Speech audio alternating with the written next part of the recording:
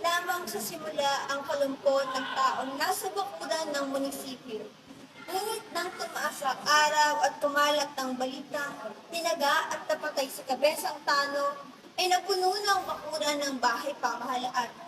Nagkikit-kita ng mga tao, nagsisisikan, nagtutulakan, at bawat isa ay naghahangad na makalapit sa estado.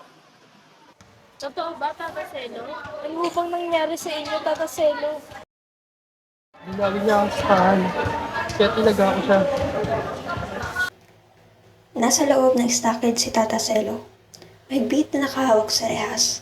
May nakaalsang putok sa noo, nakasungaw ang luha sa malabo, at tila lagi nang may inaaninaw na mata. Kupas ang gris niyang suot. May mga tagpi ng siko at paypay, ang kutod niyang yari sa matibay na supot na asin ay may bahid ng natuyong putik. Nasa harap niya at kausap ang isang magbubukid na kanyang kahangga. Na isa sa nakalusot sa mga pulis na sumasawata sa nagkakagulong tao. Hindi ko ho mapaniwalaan, Tata Selo. Talagang hindi ko ho mapaniwalaan.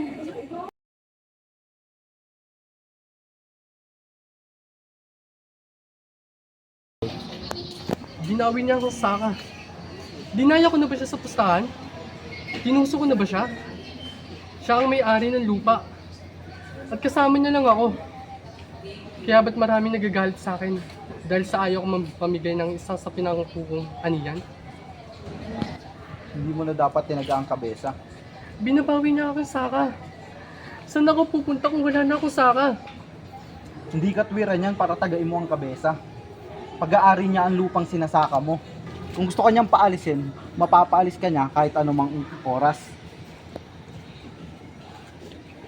Ako po hindi niyo naunawaan. Alam niyo po ba dati naming lupa yon? Na isang lamang na nagkasakit ang aking asawa at na-embargo ng kabesa. Pangarap ko pong bawi ng lupa na yun. Kaya nga po hindi ako nagmimigay ng isa sa pinangkukuhan niyan. Kung hindi mo mabawi, basta ka man lang. Kung maaari sana kabesa. Kung maaari sana, huwag niyo akong paalisin. Besa, totoo pong matanda na ako. Pero kaya ko pa pong magsaka. Malakas pa po ako. Tinungkod-tungkod niya po ako. Tignan niyo.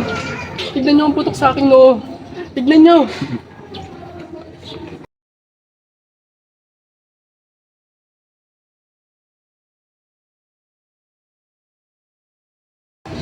Paano po ba nangyari, Tata Selo? Pinuntahan niya ako sa aking saka. Doon ba sa may saka? Pinalis niya ako sa aking saka. Ang wika, iba na raw ang magsasaka. Nung nakiusap ako, ay tinungkod ako. Nakikiusap ako sapagkat kung mawawalan ako ng saka, saan na ako pupunta? Wala na nga akong mapuntahan, Tata Selo eh. Patay po ba? Paano po niyan si Saling? Maglalabing 7 taon pa lang po si Saling. Alam niyo pong ulila rin sa ina. Paano na po niyan si Saling? Hindi pa nakakausap ni Alkalde si Tata Selo. Mag-aalas 11 na nang dumating ito kasama ang hepe ng mga pulis. Galing sila sa bahay ng kabesa. Abot-abot ang busina ng jeep na sinasakyan ng dalawa upang mahawi ang hanggang nooy di nag-aalis ang tao. Tumigil ang jeep sa di kalayuan sa Scarlet. Saan po ang taga? Ano na pong nangyari? Patay po? Patay po?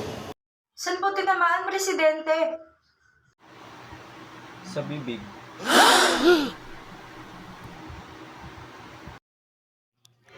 Noong kumalma na ang mga tao, ipinatawag na ng alkalde si Selo.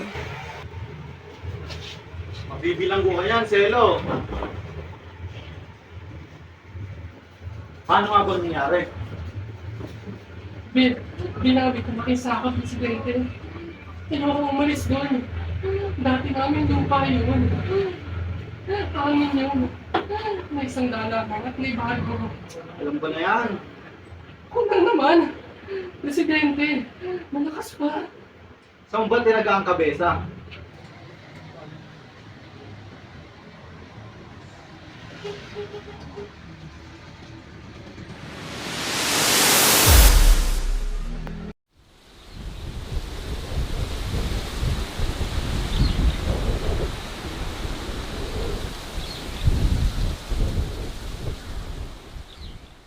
Selo, lumapit ka rito. Bakit ko naman, Besa? Malis ka na sa sakahang ito. Iba na ang magsasaka rito. Bakit ko naman, Besa? Malakas po ako. Besa, nakikiusap po ako. Alam ko matanda na ako, pero kaya ko pa magsaka. Parang awan niyo na po. Besa, parang awan niyo na po. Tinaga mo na nun? Ang iyong anak, nakikinakabesa raw. Sumagot ka. Tinatanong ka ng anang hepe. Umuwi ko sa Saling. Presidente. Kailan? Kumakalag ng umaga. Di ba't nakakulong siya ron? 3 buwan na. Bakit siya umuwi? May sakit po siya.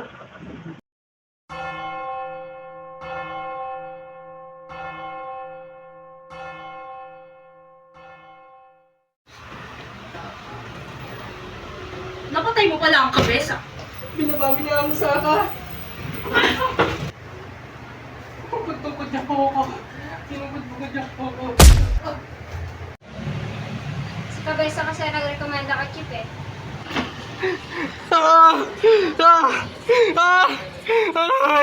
Aray, tama na! Mapula ang sumikat na araw kinabukasan. Sa bakuran ng munisipyo, nagkalat ang mga papel na naiwan na ang nagdaang pang-araw. Hindi pa namamatay ang alikabok.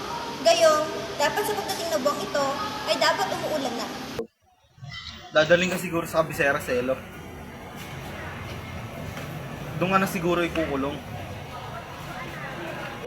Habang buhay na siguro ang ibibigay sa'yo. Patayin niyo na lang po ako, Presidente. Napatay ko po ang kabesa. Patayin niyo na rin po ako. Kakaunti ang magbubukid sa bagong lakay na dumating at titingin kay Tata Selo. Karamihan ay taga-poblasyon. Hanggang noon, bawat isa nagtataka, hindi makapaniwala. Gayong kalat na ang balitang ililibing kinahapunan ang kabesa. Ang araw, katulad kahapon, ay mainit na naman. Nang magdadakong 2:00, dumating ang anak ni Tata Selo.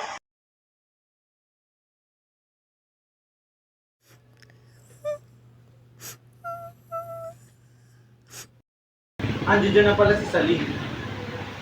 Dalhin niyo siya rito, pati na rin si Selo. Nandito na po, Alcalde.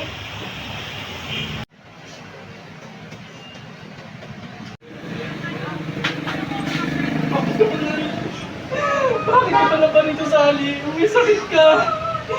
May sakit ka! Umuwi ka na! Umuwi ka na, Sally!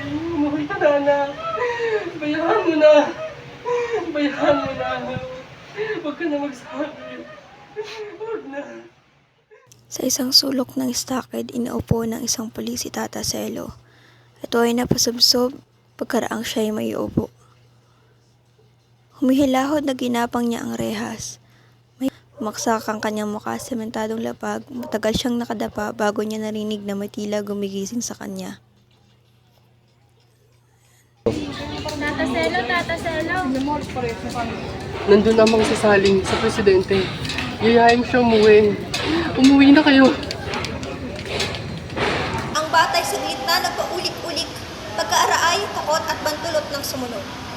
Mag-iing kaapat na ng hapon. Padahilig na ang sikat ng araw, ngunit mainit pa rin iyon. May kapiraso ng lihin sa stockade sa may dingding na stilmatic. Ngunit si Tata Selo'y wala roon. Nasa init siya. Nakakapit sa reha sa dakong harapan ng stockade. Nakatingin siya sa labas sa kanyang malalabo at tila lagi ng nag-aaninaw na matay tumatama ang mapulang sikat ng araw. Sa labas na iskalded, nakasandig sa rehas ang batang inutusan niya kanina. Sinabi ng bata na ayaw siyang papasukin ng tanggapan ng alkalde. Ngunit hindi siya pinakinggan ni Tata Selo na ngayon hindi pagbawi ng saka ang sinasabi. Hanggang nakakapit sa rehas at nakatingin sa labas, sinasabi niyang lahat ay kinuha na sa kanila. Ang lahat ay kinuha na sa kanila.